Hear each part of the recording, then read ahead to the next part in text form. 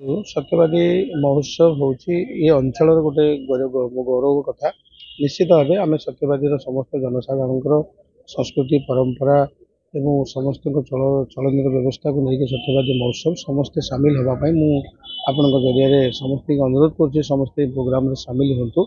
ये आम अंचल फंक्शन ए विभिन्न बाहर लोक सामिल हेबे विभिन्न जिलूर लोक आसवे देखापी। तेणु ये एक सांस्कृतिक और कार्यक्रम सहित परंपरा व्यक्तिक ये कार्यक्रम समस्ते रही आज निष्पत्ति समस्त सर्व दल निर्विशेष समस्त सहयोग और हाथ बढ़ाई कहुई। तो सहित आज कथार जहाँ जहाँ आपंकर जो जो विभाग जहाँ दायित्व अच्छी समस्त दायित्व दिखाई कार्यक्रम करेंगे।